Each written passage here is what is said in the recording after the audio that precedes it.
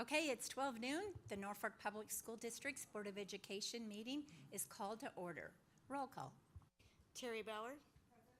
Cindy Booth. Present. Brenda Carhart. Present. Beth Shashikant. Present. Tom Stanton. Present. Sandy Wolf. Present. All members are present. We do have a quorum. Thank you, Dr. Thompson. This is a legal meeting of the Board of Education as advertised by the means specified in board policy. A complete copy of the Open Meetings Act is posted in the boardroom for your review. A copy of the agenda is available at the desk of the recording secretary. Please stand and join us in the Pledge of Allegiance.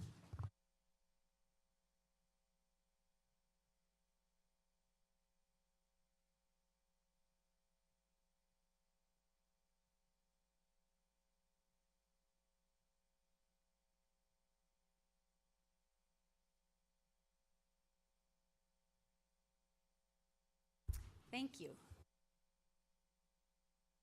We are going to begin with a budget workshop and our Associate Superintendent of Business Services, Mr. Wilson. Thank you, Madam President. As we look at the 24-25 budget, we also need to consider the implications of what that means for us down the road in the future as well. As many of you have seen this already, it was published in the board agenda. You've seen this, you've looked through it, we've talked about parts of this as well. But for the benefit of everybody that's watching online and for the public today that's here, I will go through this PowerPoint presentation for it's all. As we close out our 23-24 school year, we look at that our budgeted revenue was around $57,800,000. The actual revenue that the district brought in was $58,600,000. Our budgeted disbursements was $59,700,000. Actual disbursements, $58,573,000. So as we look at where we were at with our budget, we knew we were going to have a budget gap last year. And as anytime we build a budget, we're always building the budget with what we anticipate would be our cost for the next year. We estimate our budgeted disbursements high, our actual revenues a little low, so that we make sure that we can make sure we cover all of our bills. So this year didn't come out too bad. Our revenue exceeded our disbursements by a little bit, leaving us about $30,000 to the good. We do still in this year have a final depreciation that'll happen with the board meeting this afternoon. We will be depreciating $115,000 into technology, $116,000 into curriculum, and $300,000 into vehicle maintenance. These are anticipated budgeted disbursements into depreciation. Technology, we have a big computer order that we do every few years, so we need to make sure we save up funds for that purchase. Curriculum has a large purchase. You see a lot of times when we're doing math, science, English curriculums, those are $500,000, so we need to save up for those over time. And then in end of our July board meeting, we talked about a lot of the maintenance needs in the district, so the $300,000 into there to help go towards some of those projects. Our projections for 24-25 is that our budgeted revenue would be $57,830,900. Where that revenue comes from, our tax authority, $32 million, TIOSA, which is our state aid, $11 million, SPED and early childhood, so that's our SPED reimbursement from the state combined with our early childhood grants of about $7 million. Federal grants that we receive of about $2.9 million. And then NPPD, motor vehicle, fines and licenses is about $4.2 million. So that's where we get our budgeted revenue for 24-25. That is a 0.05% increase of what our revenue was in 23-24.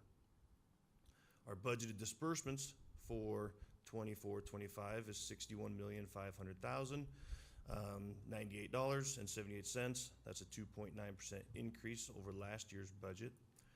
And again, as I visited with you guys last time, at the last board meeting, most of those are due to wage increases on last year's negotiations through salaries.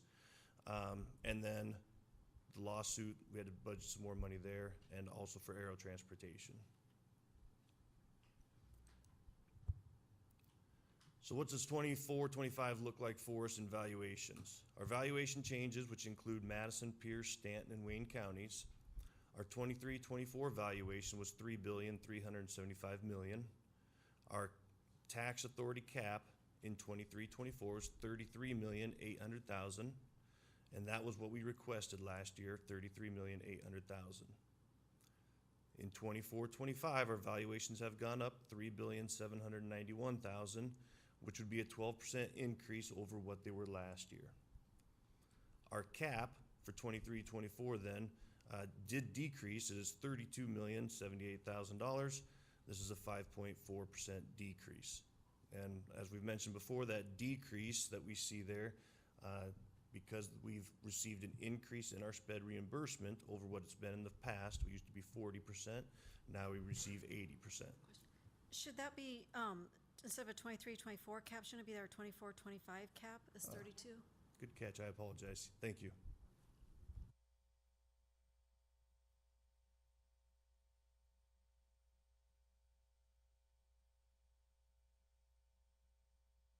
So for 24-25, our property tax lids, based upon the valuations that I just explained to you, with our property tax authority, our lid is $32,078,364.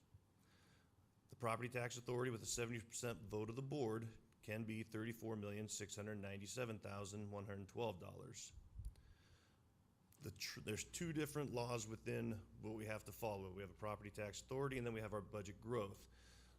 So the property tax authority with a 70% vote of the board, based upon those increases in valuations, with an attendance at the Madison County Joint Public Hearing, would be $35,601,741.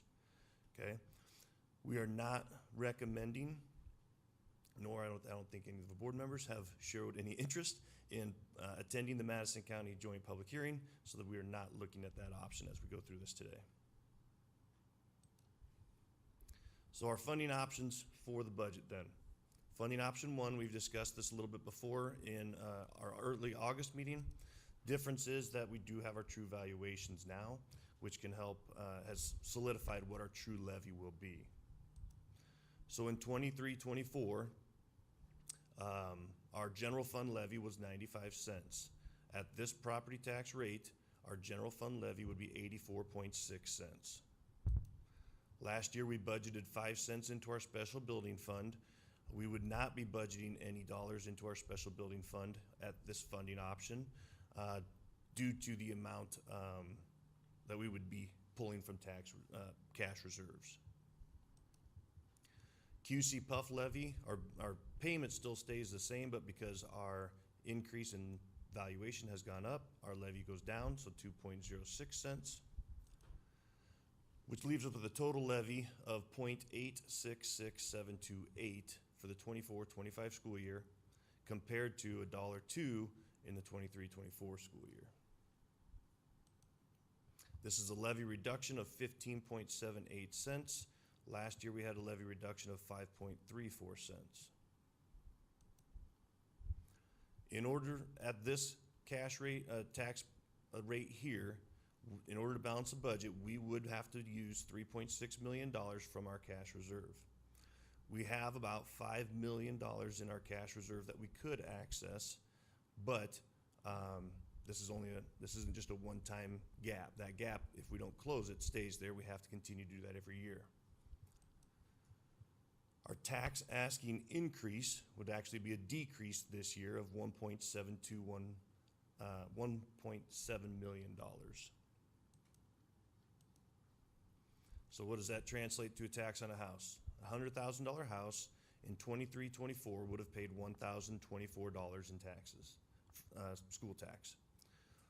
That same house in 24-25 would pay $867. But we all just mentioned that the valuation has gone up 12%, so that $100,000 house is no longer worth probably $100,000. So with valuation increase, let's say that house is now worth $112,000, the tax on that house in 24-25 at this rate would be $970, which would be a $54 a year decrease over what they paid in 23-24. The only thing I'm not taking into consideration here is any, the new legislation that was passed with LB 34 that the special session just created, which will be a tax credit, offsetting the school tax. But that will go directly to the county and then to the school, and we don't know what that number will be yet. So that would be even more savings. So within funding option one, obviously the highlight in this one is we're meeting all of our levy lids. This is a true property tax reduction with a 12% valuation increase.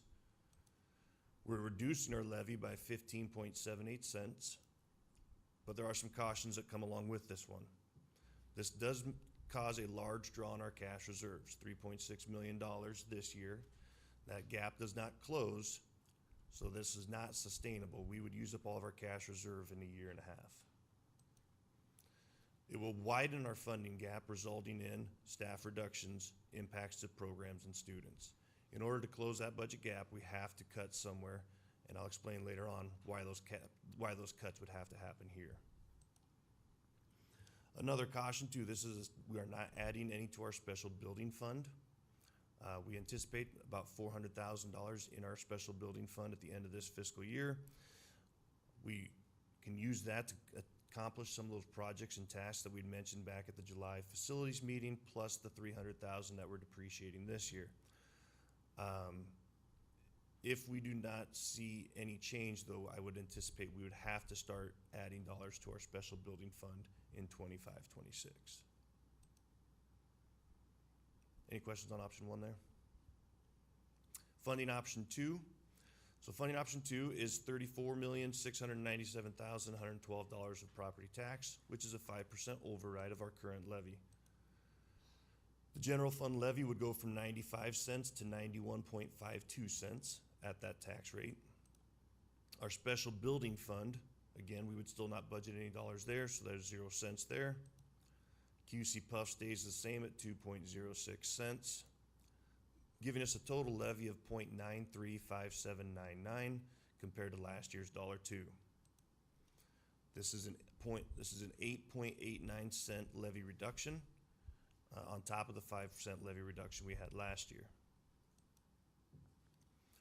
In order to balance our budget, we would still use $1 million of cash reserve, but obviously that's way more sustainable for a longer period of time than $3.6 million. Our tax asking increase in this model would be an increase of $896,921 over what we asked for last year. So how does that affect us on a $100,000 house? Again, $100,000 house with 1,024. At that levy, it's $935. But with that valuation increase, $112,000 is what that house is anticipated to be valued at in 24-25, which would show a tax of $1,048, or an increase of $24 more per year. And as I said already in the last one, this does not take into consideration what that reduction in property taxes will be based upon levy or LB 34. Highlights of this funding option. This would close our funding gap. It reduces our draw on our cash reserves, reduces our levy limit by 8.89 cents, and would not require staffing or program cuts. Caution to this funding option, we're still not adding to our special building fund, and it would require a board vote to override the levy cap. Questions? Sorry, I need a drink. I do have a quick question, Mr. Wilson. Did we use any of our cash reserve last year? We did not. Or we still have $2 million in cash reserve from last year? $5 million in cash reserve. We budgeted using $2 million. We did not use that because of the sped reimbursement, so we still are at $5 million. Thank you. All right, funding option 3. In this funding option, we would be looking at $33,800,191, which would be a 3.29% override. Our general fund levy goes from 95 cents to 89 cents. Our special building fund, we would still keep at 0 cents. QC Puff stays at 2 cents. Total levy then becomes 0.912230, which shows a levy reduction of 11.24 cents. We would need to budget $1.9 million of cash reserve in order to make this budget balance, but our tax asking increase would be 0. This is the exact same amount of tax dollars that we taxed for in 23-24. We would keep that the same, so our tax asking stays at 0. So how does that affect a $100,000 house? Again, 1,024 in 23-24. 24-25, that house, $912. With the valuation increase, that tax would be $1,022, or $2 less than what they paid last year. And again, as I mentioned before, the caveat, this does not include any extra reduction that'll come from LB 34. So our highlights to this funding option is it does reduce the draw on our cash reserves and reduces our funding gap. Doesn't completely close it, but we're reducing it. We're still reducing our levy by 11.24 cents. We're keeping our tax asking at the exact same amount as what it was in 23-24, so no increase in property tax. But the cautions that come with this one, as I mentioned before, we're still not adding to our special building fund. It would result in staff reductions over a 2 to 3 year period and impact program students. It slows that impact down though, because we're not using as much cash reserve. Funding option 1, we would be using enough cash reserve that we would have to make cuts for the 25-26 school year. This one, because we're using less cash reserve, we can spread that out over more time. We would still need to make some cuts to close that budget gap, but we could spread that over a 2 to 3 year period, not all in 1 year. This right here, the exact same amount of property tax that we took in 22-23 would still require a board vote to override the levy cap. And so I want to kind of walk you through what that budget gap looks like right now and how we're trying to anticipate this out, so we're making sure that we're preparing for our future. In 24-25, our budgeted disbursements, as I mentioned already, was $61,500,000. Our budgeted revenue, $57,830,000 if we go with option 1. Okay, so you can see that's where we get that $3 million budget gap.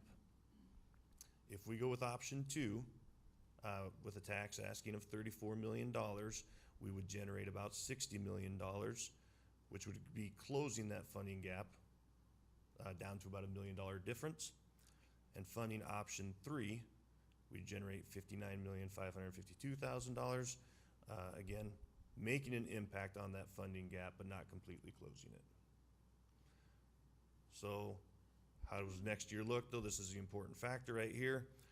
If we anticipate a 3% growth in our budgeted revenue, which would be $1.6 million, if we went with funding option 1, we add that $1.6 million to that gives us $59,461,000.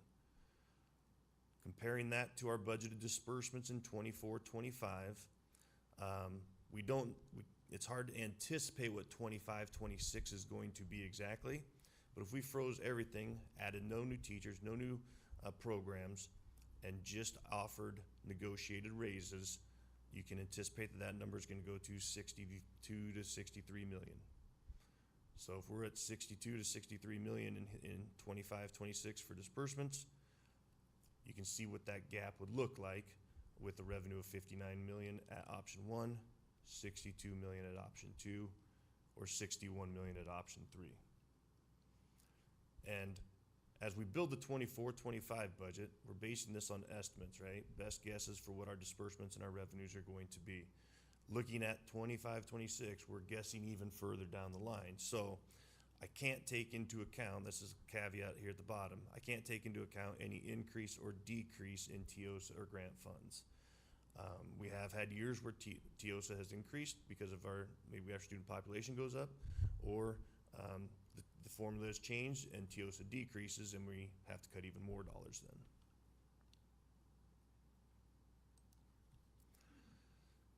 So staffing cuts would be necessary in 25-26 if an override is not passed in 24-25, and we use funding option 1. If an override is not passed in 24-25, funding option 1 is the only option out there for us. So what does that look like for us in dollars? Well, we know we got a $1.8 million budget gap in 25-26 then, and that's if we did 0 raises, we froze salaries. Remember, we are required by law to negotiate with the staff union. And we have to meet 4 times with them before, if we can't be in agreement, then we have to go to mediation. 0% increase to staff raises, I would think would be unlikely, but if that happened, we would still have a $1.8 million budget gap in 25-26, which would mean we'd about 26 staff members. A question. So in your number that you give to be, that might have to be cut, is that your SPED teachers or your Title I or who's included in that? Great question. So we use certified staff members because those are kind of set salaries. We know what those salaries are. Classified staff members are hourly, and some work 30 hours, some work 36 hours. So it's easier to use a certified staff number in there. But again, that all options would be on the table, and I got another slide for that here in a minute of things we would consider. If we would negotiate with the staff and do a 1% salary increase for 25-26, that would leave us about $2.3 million short, which means we'd need to cut about 33 staff members. 2% salary increase would be a $2.8 million budget shortfall, or about 40 staff members. 3%, you guys can see, 48 staff members, 4%, 55 staff members. Obviously, it would be very difficult to eliminate this number of staff without having detrimental effects on our programs.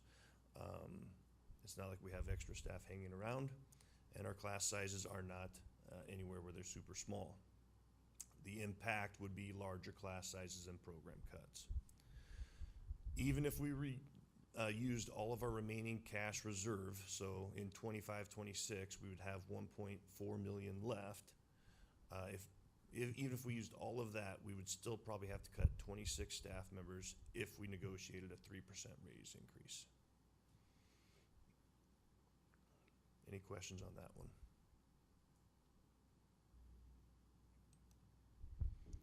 If the board chooses option 1 or 3, I just want to be clear that all options for budget cuts would be considered, okay? When we talk about staffing positions, we would look at all levels of necessity. When we say certified staff members in that last slide there, that includes any of our licensed professionals that work for the district. So administrators, teachers, counselors, instructional staff, coaches. A classified staff includes paras, secretaries, custodians, bus drivers. Programs, supplies, and equipment would be the first thing obviously we would want to look at. We don't want to cut staff, but there's a limited amount in that budget there available. We would do everything we could to reduce the number of staff that had to be cut, but I want to make sure that I'm being transparent with what the impacts of our budget is. Unfortunately, there's just not enough room in our non-staffing portion of our budget to cut $3.4 million. Staffing cuts would be inevitable in option 1 or 3. And here's kind of the explanation of why that is. Our staffing makes up about 83% of our budget, so $51 million. But we also have professional technical services, which is our contracted staffing. Presence learning, OT, PT, services that we are required by law to provide with our students that have special education needs. So that's $4 million right there. Well, if you add those together, about 90% of our budget is either through our actual MPS staff or staff that we contract with to provide services for our students.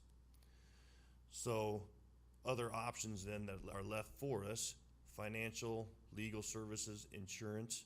We have about $900,000 available there, but we have to have insurance to operate our district. We are required to have financial services and legal services. Utilities, gas, electricity, water, sewer, that makes up about $1.1 million of our budget. Again, we have to have those lights on, we have to keep the buildings warm or cool, so kind of hard for us to cut in that area. The only other areas left for us are dues and fees. This is our professional development of about $600,000, and professional associations, and supplies about $3 million, 3.3 million there. And that would be all of our classroom supplies that we use, custodial, cleaning equipment, maintenance supplies, toilet paper, paper towels, crayons, pencils, that kind of stuff. Does that include curriculum? Correct, yes, thank you. So as you can see from this, we would look at any option available outside of cutting staff, but in reality, the majority of our budget is staff.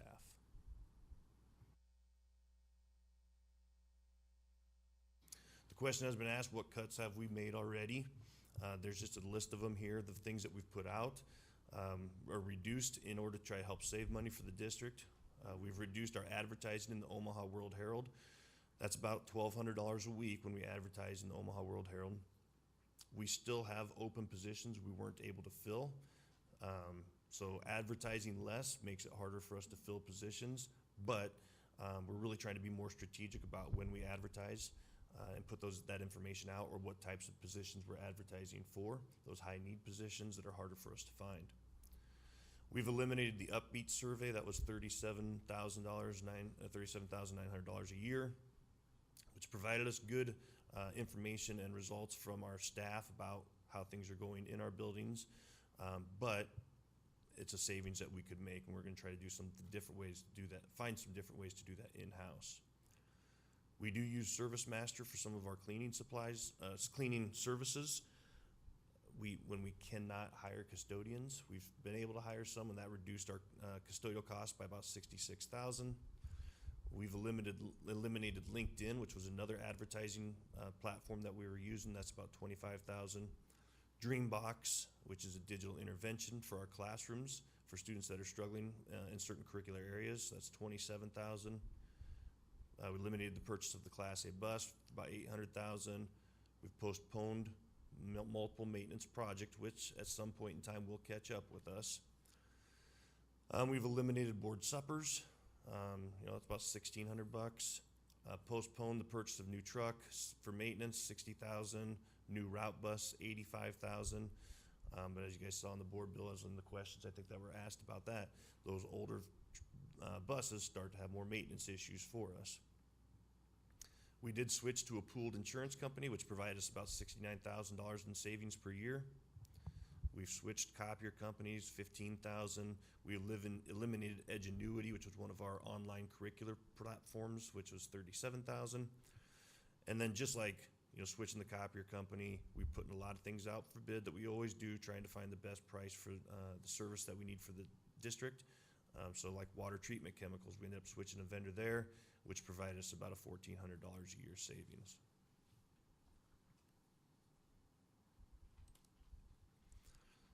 So what's the next steps in this budget? Today we will ask for a board decision on a tax lid override or not, okay? We'll have that's on the agenda. That decision today will help direct me to what budget I use for our next meeting. September 9th will be that budget and tax hearing. September 23rd, we will approve the budget and tax levy, and that has to be submitted to the state and NDE by September 30th.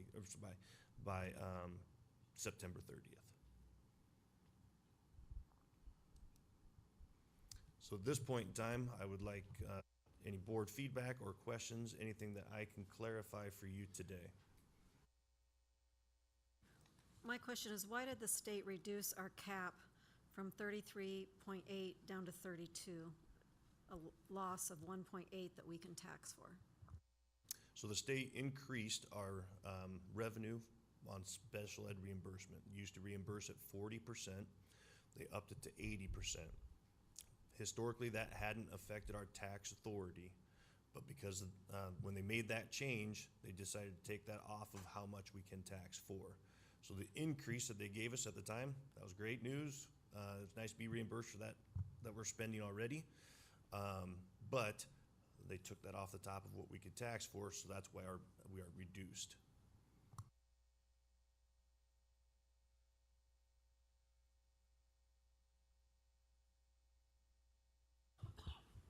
Eric, could you just explain to the public and to the board what would be different about this year that you would spend the money that you didn't spend last year?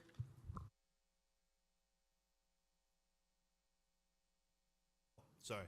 So the increase in the budget from last year to this year is that what you're asking? Okay. Sorry. So we kind of went through this last year and we didn't raise the lid last year and we did not spend that money. Why are you saying we're going to be in a different position this year versus last year when we did not raise the lid? So last year we did not raise the lid because we anticipated that we could live on that $2 million budget cash reserve, anticipating that we would receive more in sped reimbursement. We didn't know exactly how much we were going to receive. There was numbers out there that we would receive $4 million, other numbers that we would receive $6 million. So we tried to be conservative with last year's budget, not raise the levy lid, and anticipate using cash reserves, hoping that sped reimbursement would actually save us from having to use cash reserves, which we did. But then they took that sped reimbursement off of the tax asking for this 24-25 school year, which reduced that amount for us. Now, this is a one-time deal. Once we close that budget gap, we already know what the sped reimbursement is. That won't hurt us again next year. Does the 80% sped reimbursement, is that included in the 7.2 million sped early childhood on the 24-25 projections? That is correct. So we included the higher amount this year where we did not last year.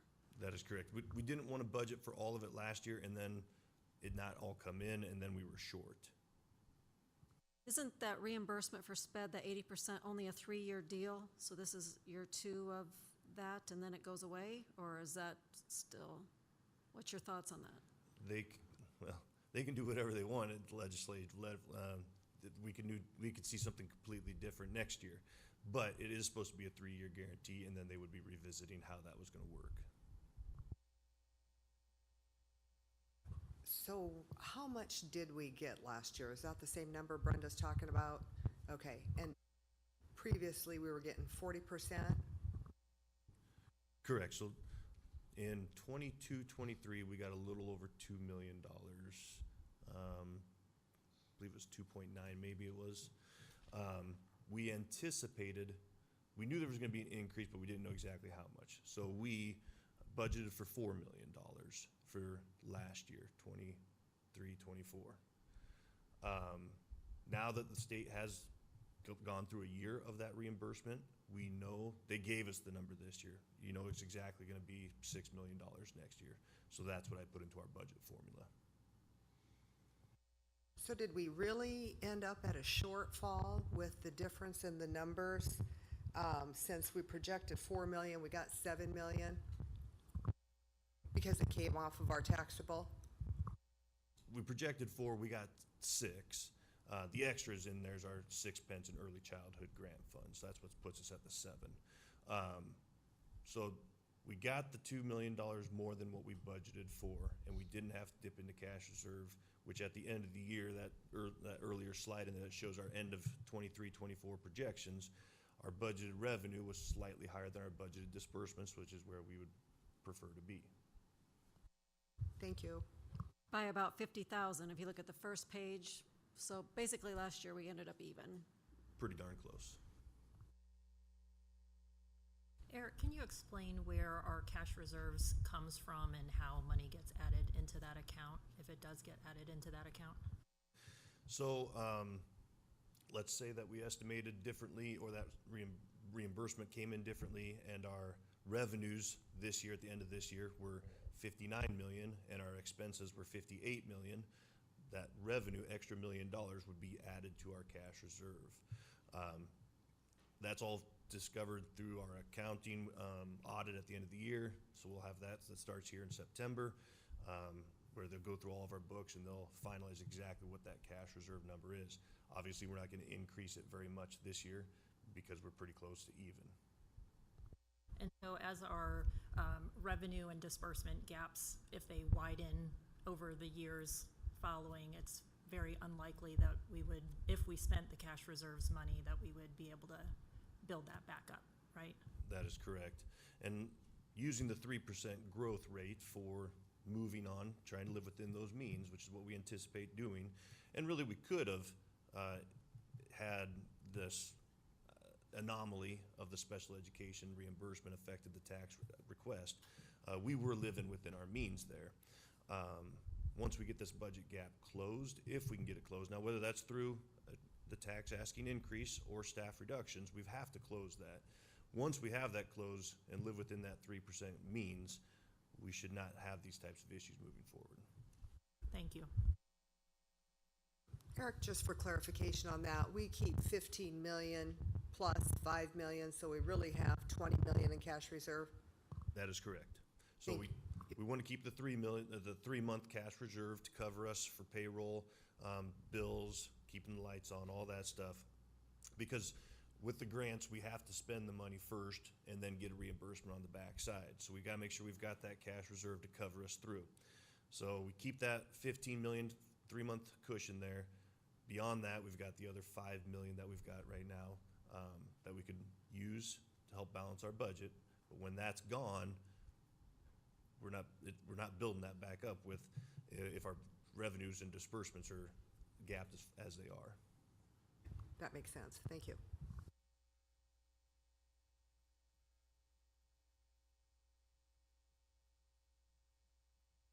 The special session we just had, did they put any caps on schools that we need to worry about in the future?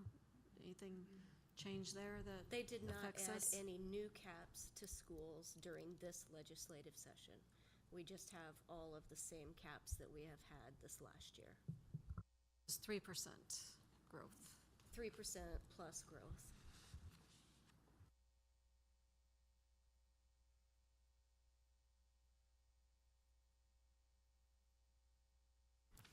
Okay, thank you, Eric.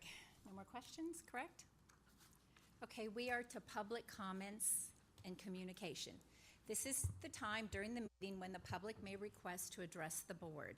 According to state law, if you wish to comment, you must identify yourself, including your address, the name of the organization you represent, and the topic that you wish to address. Public comment cards are located at the media table in the back of the room. Please pick up a card and provide the required information if you plan to speak. Each individual's comments will be limited to 3 minutes, and the total cumulative time for all public comments will be limited to 30 minutes. Please note that the board cannot discuss or act upon matters that are not listed on the agenda. Therefore, board members will not respond to your comments or questions. If you wish to request to have an item placed on a future board agenda, you may contact the superintendent or her assistant during normal business hours. Also note that concerns related to school personnel need to be addressed to the superintendent using the approved district protocol. Individuals who make false, defamatory, or slanderous statements during public comments may be held legally liable. Slanderous comments are not protected just because they are made at board meetings.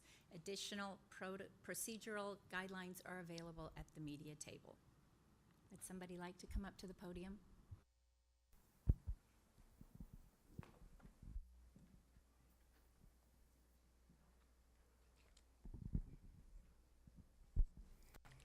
So how much time do I have? I guess 3 minutes? Okay. All right. So first thing I want to say is I really appreciate this. Your name, please? Steve Jessen here in Norfolk. Okay. So I really appreciate the, what Eric and Jamie Jo has put together for us, and I don't think I have a whole lot of questions in regards to what she's presented. I will say this, is that we're in a time that property taxes are a main issue, and as you well know, the schools are 60% of that problem, or whether you want to call it a problem or not, but they're 60% of that. So you guys are the ones that are driving what happens to Nebraskans in our state with property tax. And so that's why you are important players in helping us get our state tax problem back on track. Nebraska is one of the highest property tax states in the nation. And we got to do something about that. We're losing people, we're losing families, our children don't even stay in this state anymore. And so we have to start. And all agencies are being required. They just swept so many of the agencies in the state of Nebraska and removed slush funds and things like that that's going on in our state, in our agencies, okay? The school board is right in that same category. We all must cut. Every person in this room has had to make major budget cuts and had done things that they don't like to do either. And I'm not asking you to terminate anybody or any of those type of things. And this is one of the problems we have with the way the budget is being presented. I know you're being truthful with what your thoughts are. But this, as they have said, these are all projections. They're guessing that what's going to happen. It's just like what happened this last budget process. The sky didn't fall, and we made it. And I'm sure we can do it again. And so before I even forget, I support the option 1 to give true property tax relief to the citizens of Nebraska and in our district. We need some help here. We have people that are struggling. And so my comment to you is simply this: to look into the 25, 26 seems just absurd to me at this point in time. I understand you guys are doing your job and you are trying, but one thing I will tell every school board member on this board is that you are elected by the people here, the taxpayer, not the school. Thank you, Steve.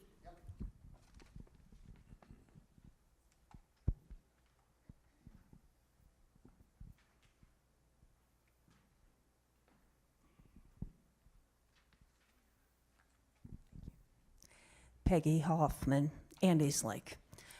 I want to piggyback off what Steve said.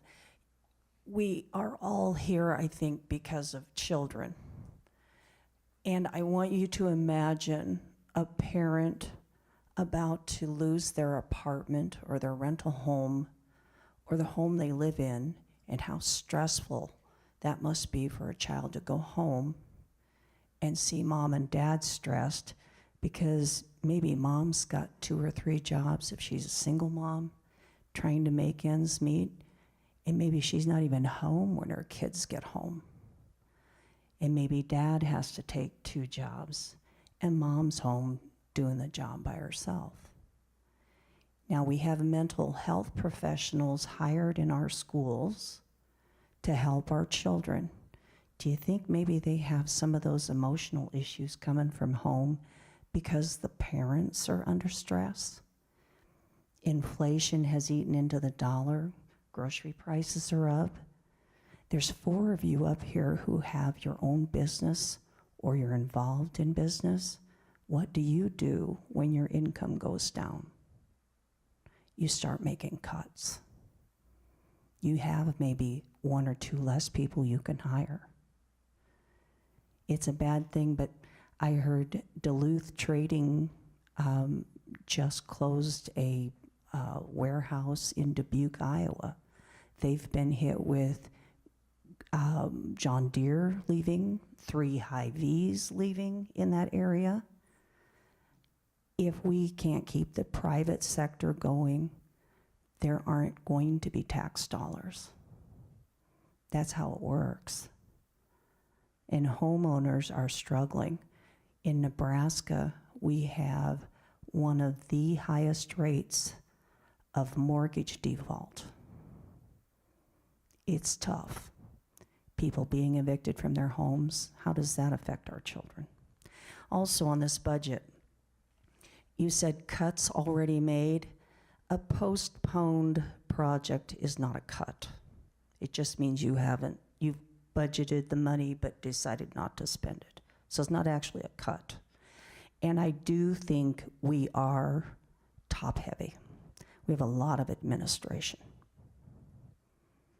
I don't know how many principals we have at the high school. I don't know how many we need. I'm sorry if it's due to behavioral issues that we need so many there, but maybe could some of those administrators be part-time teachers? Half their day in administration and half helping math or reading or science or whatever. Thank you, Peggy.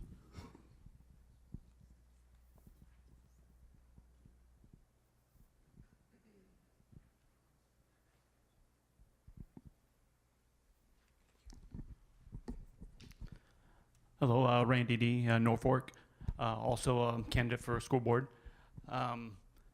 Just so you know, as the first two speakers spoke, taxes are horrible. I mean, my taxes are going up in my house, and my wife's been unemployed for 9 months. I'm struggling to make my payments on stuff. I had to take on a second job and be able to make my bills. We cannot raise the taxes. We cannot raise the levy. People cannot afford it. People are going to move out of Nebraska, just like the first two speakers spoke of. We need to take care of our students, though. We need to take care of our teachers. We need to look better at the budget and see what else we can cut besides any of the teachers. I think everyone in this room would agree with the most important person in all those schools are the teachers. Simple as that, right next to the students. Without those two, there's no point in having a school. I agree with Peggy here. It says maybe we're a little top-heavy on administration. Have we thought about taking pay cuts for our administrators? Probably not, because you have mortgage to pay as well. We need to look at this budget a lot more. There are cuts that need to be made. Stuff that isn't the basic, math, English. Teach the core curriculum. We don't need to teach the other stuff. Simple as that. If we're wasting money on curriculum that we shouldn't be teaching that will prepare our students for adult life, then we need to cut it, okay? Main thing is, don't cut the teachers. If a single teacher is cut, then I think that should equate, every 5 teachers, there should be 1 administrator cut off this room here. Thank you for the board. I know you do this completely free.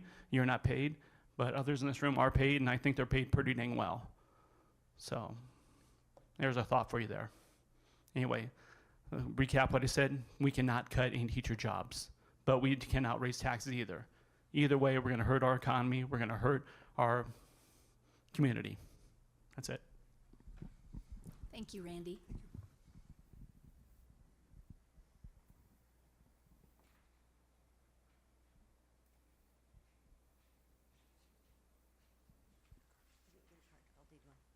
I didn't take a card. I will need one, but I'll fill it out when I'm done. Jan Haberman from here in Norfolk.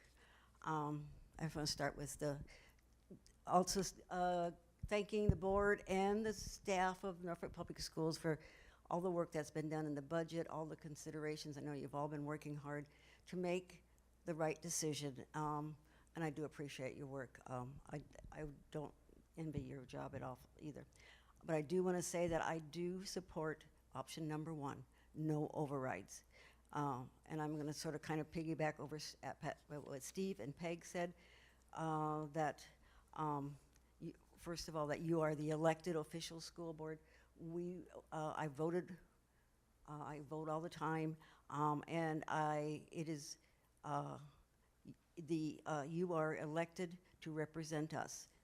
Most important part of your job as a school board member is to set the budget with the people in mind, according to the people's will. I know we have just, the administrators have been telling you what the needs are, but the people have needs too. As was said, economy is down, everything costs more, insurance, groceries, gas. And we did get an increase of 12% in our property tax. That's quite a chunk. And the other thing that we do have a high percentage of people who are under the poverty level. Because if you look at the free and reduced lunch applications that are the students on that, that's a big bunch of people. All those have to be below poverty level to get that money.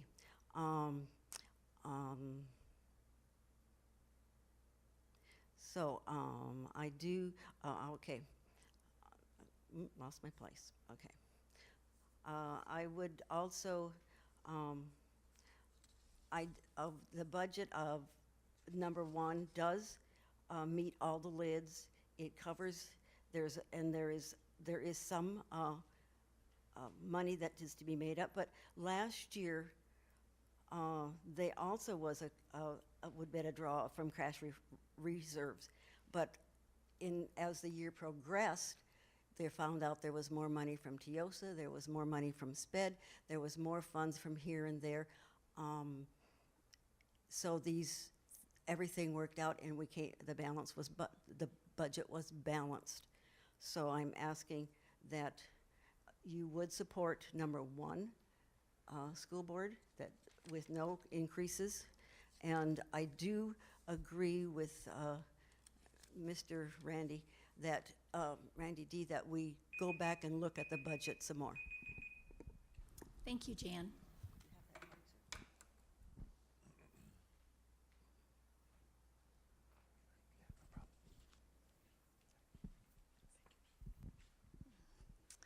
Hi, I'm Sharon Hartorn, and I live in Norfolk, Nebraska here.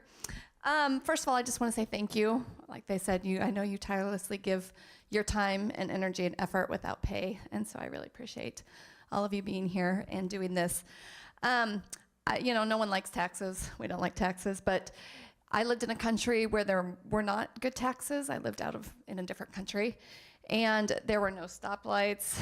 And if they had the ones that they had, which was 3 in a city of 500,000, didn't work half the time. We didn't have power about 2 evenings a week, and kids could go to school for free, but there was 100 kids for 1 teacher. And so I think living in a country like this is a huge privilege, and I think it's amazing the quality of education that we give our children, and teachers and administrators who get paid not a lot, and give of their time. And it's just increasingly harder to be a teacher and an administrator. And I disagree. I think we need the administrators we have because of the behaviors that we have in the schools. And we're trying hard to keep people in school as long as possible, which means we need more administrators to help the kids who are struggling to get through classes and to get the things they need. I also really appreciate the things that were offered. Like my daughter was able to graduate from college in 3 years because she was able to take dual credits at our school. And so, yes, and then also I think some students who don't want to go on to college, they can do specialized things in high school that we could never do in high school, mechanics and ag and things like that. I appreciate all the extras that our school does offer. And I don't know what the right answer is, but I know that we do need the staff that we have, and I trust you to make that decision, and I just want you to know that there are people who support that and support doing what needs to be done to keep the quality of education that we have in Norfolk, Nebraska. Thank you. Thank you, Sharon.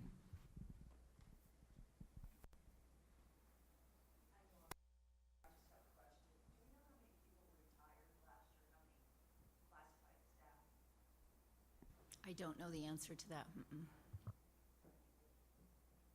Did anyone else want to speak? Okay, we're going to close the public comments then. We're going on to reports and discussion items. 5.1 is the Finance and Facilities Report. Mr. Wilson. Thank you, Madam President. The total amount of claims to be approved on the consent agenda by specific fund are listed below. General Fund, $814,880.85. Nutrition Fund, $12,618.15. Cooperative Fund, $310.48. Subsidiary Fund, $14,661.25. Depreciation Fund, $6,911. Bond Fund, $146.67. Senior High Activity Fund, $36,990.67. Student Fee Fund, $13,432.08. All of these claims were reviewed earlier today by the Finance and Facilities Committee. Thank you, Mr. Wilson. We are to consent agenda. 6.1 is the minutes from the meeting on August 12th. They were attached for your review. 6.2 is claims. Mr. Wilson. Thank you again, Madam President. Attached are the claims. These have been reviewed by the Finance and Facility Committee. There are no conflict statements today. Thank you, Eric. I'll make a motion to approve the consent agenda. I'll second the motion. We have a motion by Beth and a second by Brenda. Is there any discussion? Please vote.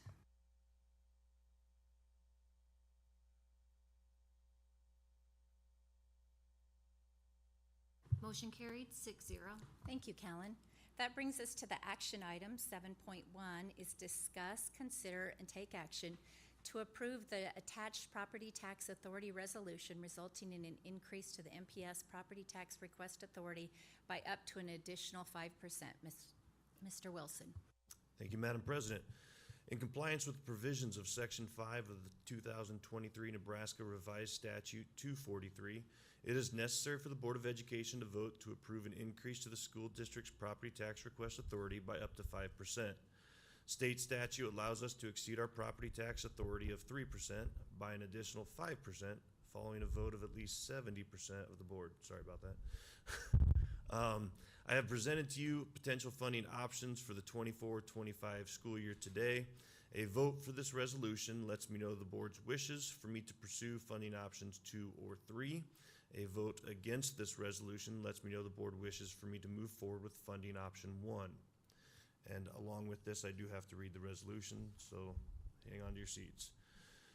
Whereas Nebraska school finance and tax statutes generally limit a public school district's property tax request authority subject to limited expectation, and whereas Nebraska Revised Statute 77-1632, 77-1633, 79-3405, and other laws include an exception to allow school districts to otherwise exceed the default property tax request authority of if at least 70% of the Board of Education votes in favor of the increased request, and whereas a Board of Education of a school district with an average daily membership of more than 3,044 students but no more than 10,000 students may increase its tax request by an additional 5% above the base growth percentage, and whereas the average daily membership of Madison County School District number 59-002, also known as Norfolk Public Schools,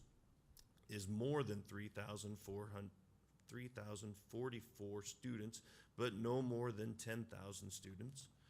And whereas due to the rising enrollment, students and staffing needs, and the need to maintain its budgetary obligations, the Board of Education of the school district hereby desires to increase its base growth percentage by up to an additional 5% or other maximum amount as permitted by law. And whereas the public notice of this possible increase was published in a legal newspaper of general circulation in the school district at least 1 week prior to this board meeting. Now therefore be it resolved that pursuant to Nebraska Revised Statute 77-1632, 77-1633, 77-3405, and other Nebraska laws, at least 70% of the Board of Education of the school district affirmatively votes to increase the school district's overall property tax request authority by an additional 5% above the base growth percentage or other maximum amount as permitted by law.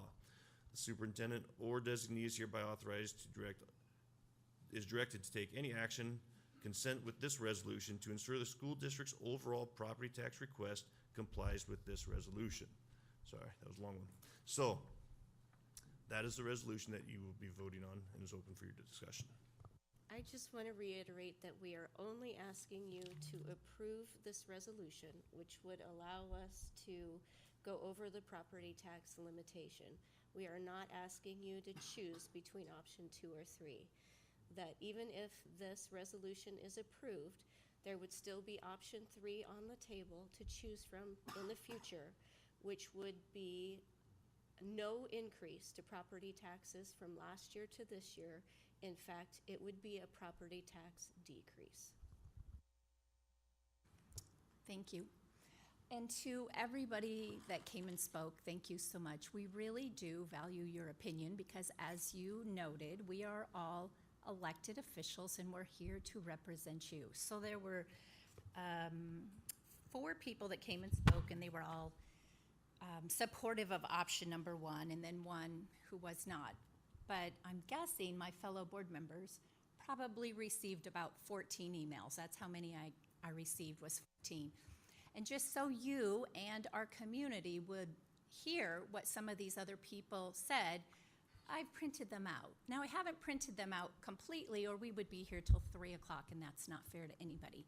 But if you will listen, I'm just going to give you another view of what we have heard besides what you've just told us today. So one of the emails said, I want my child to have the best chance of success when it's time to be in school.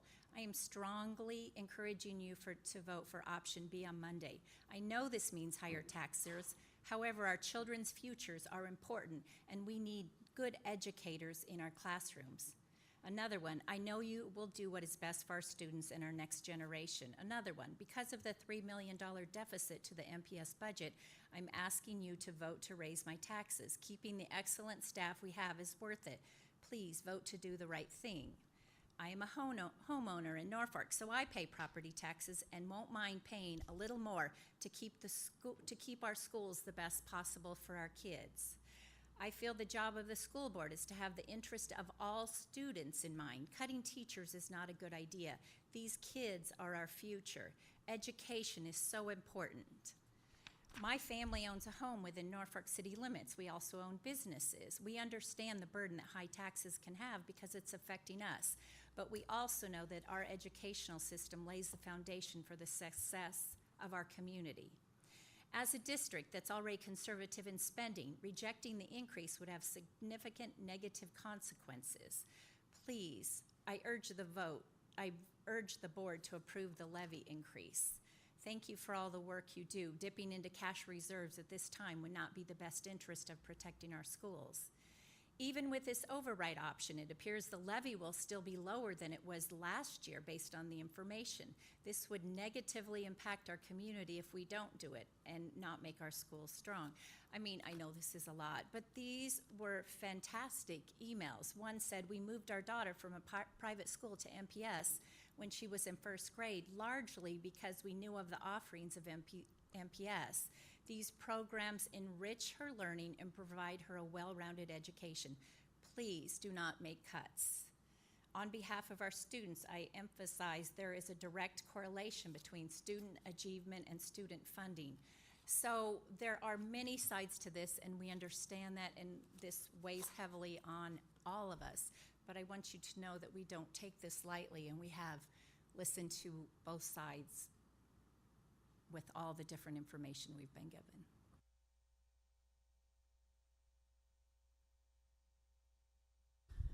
I make a motion to approve the attached Property Tax Authority resolution resulting in an increase to the NPS Property Tax Request Authority by up to an additional 5%.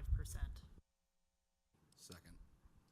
We have a motion by Beth and a second by Tom. Is there any further discussion? I just want to say again, this is not a decision that we take lightly, and I know when I am making any decision up here as a board member, I am thinking about the cost to the taxpayers, whether that's approving another coach or approving a program or spending. I always think about that, and I think all of us sitting up here do. I don't believe we have a lot of waste in our budget.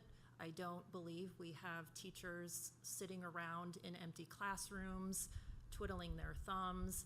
26 teachers, that's essentially an entire elementary school. There's no way we can close an entire elementary school, and provide a good education.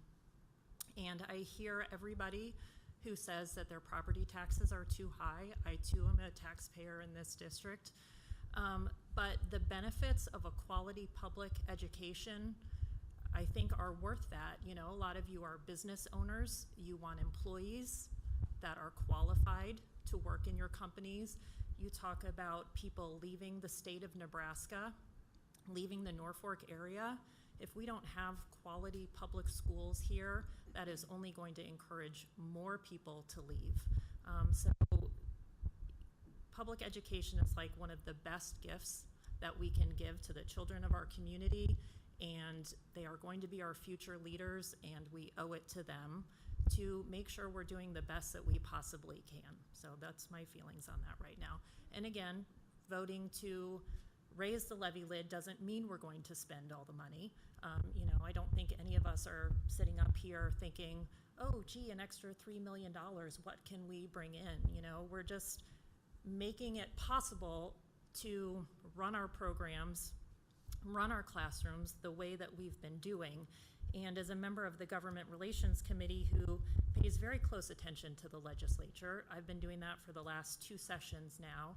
And, sometimes it's kind of scary what the legislature proposes, and we have no control and no idea what's going to come next down the line in the next legislative session. So we need to be prepared for, unfunded mandates or more cuts to TIOSA or federal funding. We can't be at a deficit right now. I agree with pretty much everything Beth just said, and I just wanted to kind of talk about fiscal responsibility, because that gets tossed around a lot, about that we need to make sure that we're being fiscally responsible with our taxpayers' money. And I think one of the important things to look at is not just what we're doing today or tomorrow, but what's going to happen 2 years from now, 5 years from now, 10 years from now. We have been in a teacher shortage for several years, which we're finally recovering from. And if we move into a position where we have to eliminate teachers or administrators or whatever staff that may be, how incredibly more difficult is it to recover from that, right? And I firmly believe that we need to have the quality people in our school district. What we do here does shape our future, like what Beth said. You want employees in this community. You want people to be invested in what they are doing in this town. We had a email where someone had said that they moved back here specifically to do this, right? Took a pay cut, moved their family halfway across the state because this is where they wanted to be. They wanted to be part of the school district. I don't think those things can be ignored. And I think we do have to be fiscally responsible, and we're looking at what possible things down the road as we eliminate cash reserves, and there's a high likelihood that those never get replenished. We look at more cuts in the future, or even more drastic tax increases to try to cover what we need to provide by the state. So I would just support this option. I think we need to do what's right now for our community. We need to make sure that we're providing that public school service. This is kind of that part of being American where we have this great privilege to live in this country, but we also have a responsibility to do what's right. And this is what we need to do at this time. I don't think I can top anybody. Very well said. What bothers me is dipping into the cash reserves. I think that is not being fiscally responsible. Furthermore, Beth stated just because we're going to have the authority to have the extra $3 million does not mean that it's going to be wastefully spended. And so that from a business standpoint, you're not dipping into money that you don't have. We have to have the 15 million, 3 months in there, and the 5 million in case we've got to dip in for some things. So I have thought very long, very hard. I've went back and forth. I support all the taxpayers. We all in this room pay our fair share of taxes, some more than others. I just think it's the right thing to do. I don't want to cut staff. I don't want to cut administration. I do want to look at budget. But today is not the time to start putting our cash reserve at jeopardy. I can go. As a board member, I always try to balance the taxpayers' wishes and also student wishes. But I also want to just stick to the facts and not get emotionally involved, just the facts. And the facts are that even if we vote to override this, we will not be raising our levy more than we had last year. We will still be reducing our levy. In fact, there's less than 5% difference in levy from option 1 if we didn't vote to override versus option 3. That's less than 5%. And both of them still lower our taxes even with the valuation increase. all the options, we still use cash reserves because I don't want to tax people and just put it in a savings account where that's not what we're here to do, where we intend to spend the money for the students. So we'll be using some of our cash reserves just in a pace that we can live with. And I guess all we'd like is just what we had last year. Our levy, or our taxing authority got cut by 1.8 million, and we'd just like to be able to work with what we had last year. I'm not gonna go into staffing and cuts, because that's subjective, and we could argue all day long about how many cuts, who should be cut. That's not something that I'm gonna think about. But what I do think about is, as a leader, I believe it's my job not to make decisions on just what's best for today.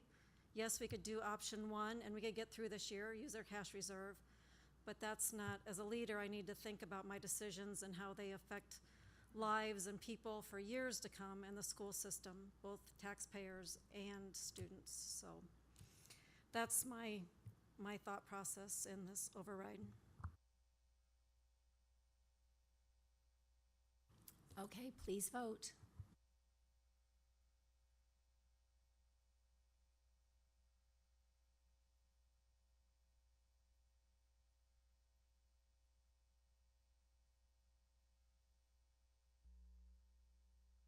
Motion carried 6-0. Thank you, Kellen. 7.2, discuss, consider, and take action to transfer $532,448.38 to depreciation. Mr. Wilson. Thank you, Madam President. At the end of the fiscal years, when we move funds from our general fund into our depreciation fund for projects that require budgeting over multiple years.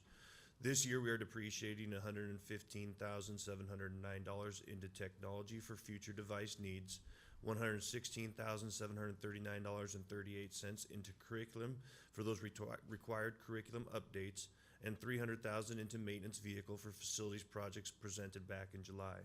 Transfers of funds from one fund to another require a vote of the board. Happy to answer any questions. I'll make a motion to transfer $532,448.38 to depreciation in the areas of technology, curriculum, maintenance, vehicles. I'll second the motion. We have a motion by Terry and a second by Beth. Is there any discussion?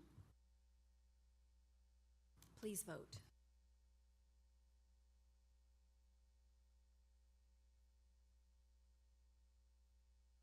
Motion carried 6-0.